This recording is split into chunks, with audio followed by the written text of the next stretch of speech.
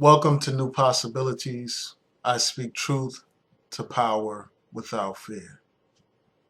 Today I'm going to do a brief review of the film Hidden Colors 3. And I just want to tell you what I thought about it briefly, and I welcome your feedback and your commentary. Now, I know that this movie was put out like quite some time ago. It was actually um, issued in the summer. I think it was sometime in July last year. The movie was debuted in certain theaters, and it recently came out as a DVD. And I happened to check out a copy from the library, and I just wanted to provide some feedback and just some thoughts about the movie. I thought that it was very informative, just like the other ones. The other first two installments of this series are very informative. This particular one dealt with the question of racism in America today. It talked about a wide range of issues. And I'm going to talk about some of the chapters that stood out to me the most. And one of those chapters dealt with uh, the rules of racism. I mean, throughout the movie, it dealt with various rules of racism. And one of those rules, I think it was number 4, and that's using African Americans, compromising African Americans against the African American community. They talked about how there was a law called uh, meritorious manumission, where essentially African Americans were paid to sell out their own people, to inform on their people, to help capture slaves. And in that chapter in the series, they talked about how African Americans are essentially rewarded for selling out, for basically going against their community.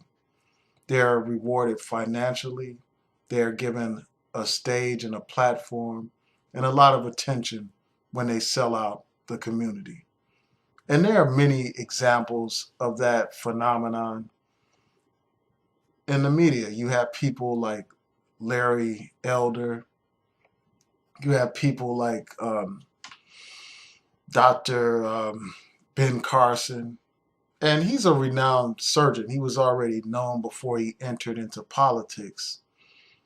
But recently, in the last few years, he has taken a conservative stand, and he has become like the poster child for the right wing. He's yet another example of an African American essentially being rewarded for going against the community. And there are countless other examples. You have people like that guy Jesse Lee Peterson, and uh, this lady Crystal. I think her name is Wright, Crystal Wright. She's the author of a blog entitled "Conservative Black Chick," and you have a list of these people who basically are paid to make disparaging comments about their own people, disparaging comments about African Americans, disparaging comments about the African American community in general. And these people are rewarded with fame and notoriety. Um, and they're given the position of being like spokespeople for the problems in the black community, for all the ills in the black community. And you will notice with each one of these people, none of them have any real following in the black community. Most of their supporters are non-African American. But again, this is just an example of the point that they raise in the movie Hidden Colors about how African Americans have been paid off to sell out their people. And even worse than these talking heads, they talk about how African Americans were paid to infiltrate and destroy black organizations. They pointed out how the first FBI agent, the first African American FBI agent, was assigned to infiltrate Garvey's organization and destroy it. And they also highlighted the example of one of Malcolm X's bodyguards, who was a paid informant and actually a police officer. This person, and I can't remember his name. I think his first name is Eugene. I can't remember his last name. But he actually posed as a bodyguard for Malcolm, and the whole time he was gathering information for the authorities and doing everything he could to undermine Malcolm's movement. And if the fall of Malcolm was not enough for this traitor, he actually went on to help the FBI destroy the Black Panther Party. And in the documentary, they kind of like tie that infiltration to what happened in the past when our people plotted slave rebellions, like the Denmark Vesey Rebellion. They pointed out how there were traitors amongst the people, and those traitors basically informed on the movement and destroyed that movement at that time. So you had this long legacy, and this documentary talks about that in great detail. And one of the other things that comes to mind out of the many things that they talked about in the film is the whole concept of the legacy of Jim Crowism and slavery. They talked about the ongoing legacy of those problems that plagued America and how they continue to affect African American people today, and why they talk about why those problems are still relevant today. Umar Johnson talked about how even though the people of today were not around during slavery times, the white people of today did not actually own slaves. Their ancestors did, but they did not. And he talked about how even though African Americans of today were not enslaved, our ancestors were. He points out how despite those realities, white people as a whole continue to reap the benefits of slavery. They continue to reap the benefits of the oppression of our ancestors who were enslaved in this country. They reap the financial benefits, and they reap the benefits of white supremacy in general. The history of racism in this country is directly tied to the history of slavery. It's directly tied to that history. And he points that out in this movie.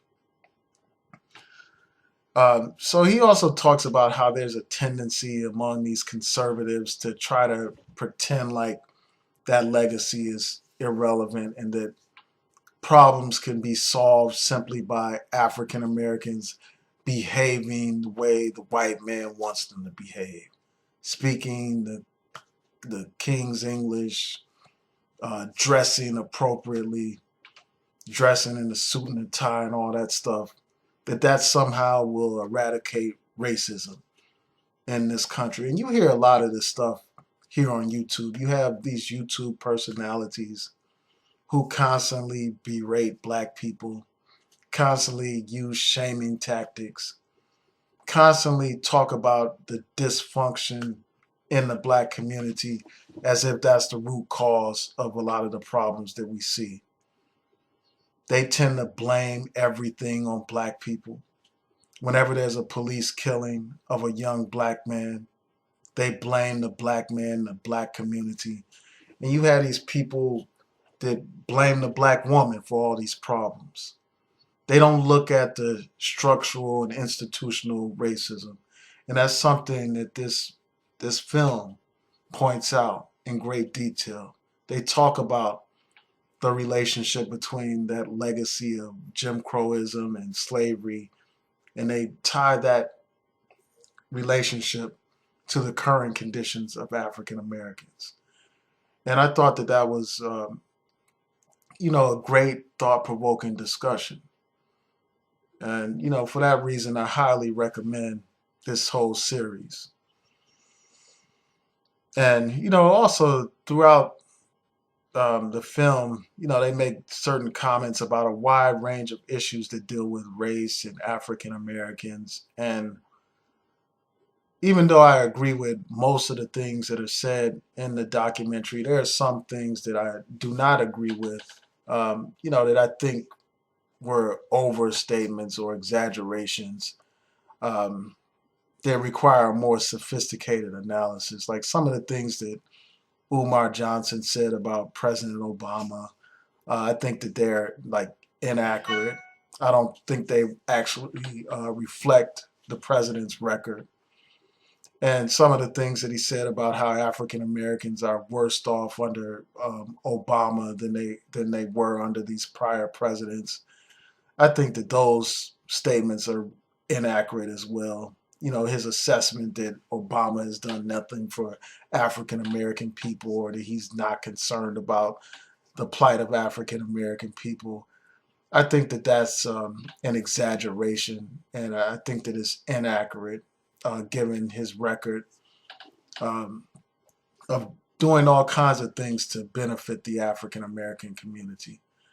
And I could go into great detail, but I won't do so in this video. I may actually create a separate video to address that issue because it's a common theme here on YouTube.